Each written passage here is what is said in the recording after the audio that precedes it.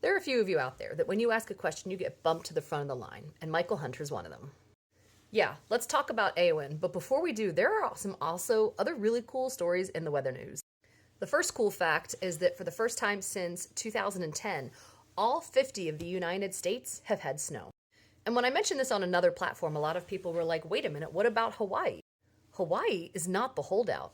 They get snow almost every single year because they have two mountains that are over 13,000 feet. Snow up there is very frequent. They had their first snow between October and November of this year. It's always those southeastern states that are kind of the holdout. So for the first time in, if I can math, 15 years, all 50 US states have had snow this winter. So let's talk about Eowyn.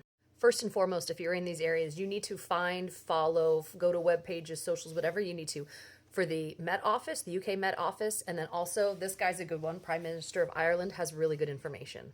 So Eowyn is a deep area of low pressure. Look and see how deep this low is, how tight those isobars are. This is going to be a very, very big wind event. Eowyn's forecast pressure, and my weather weenies know that pressure and wind speed have a direct correlation because wind is just pressure differentials trying to balance themselves out. The pressure of the storm is forecast to go lower than 940 millibars. A professor at the University of Reading, Suzanne Gray, says Storm Eowyn is currently forecast to become one of the deepest storms on record, with the central pressure dropping below 940 millibars as the storm approaches the west coast of Scotland. Pressures below 940 millibars are rare for the British Isles, with only 5 reliably recorded occasions of pressures below 940 on the mainland British Isles in 200 years of reliable measurements up to 2007. Christmas Eve of 2013, there was Storm Dirk, which actually went down to 927 millibars. And there may be one or two more in there since 2007. But another thing that's substantial about this is the first red warning issued for Northern Ireland since the Met Office moved to impact-based warnings in 2011. What does that mean? You see, they use this weather matrix, which talks about the likelihood and the impact. And there's only one square that's max likelihood and max impact that gets a red weather warning. Red weather warning was also issued in February of 2020 for Storm Dennis for heavy rainfall in South Wales. So strongest storm ever possible. What's going to be really interesting with this one is the amount of wind.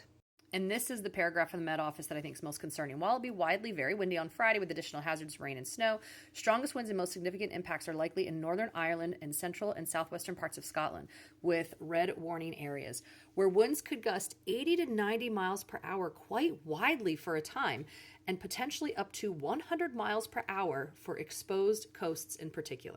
That, my friends, are wind speeds equal to a Category 1 or possibly Category 2 hurricane.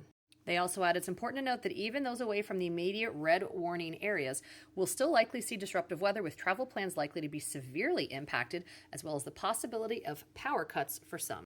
And we're going to go ahead and just take a look at these wind speeds that are moving across here. This is going to be really damaging.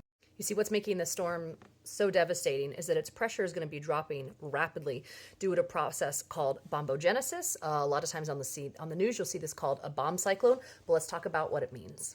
So we can call it a bomb cyclone when it's an extratropical surface cyclone, which is what this is. Central pressure that falls on average of at least 1 millibar per hour for 24 hours.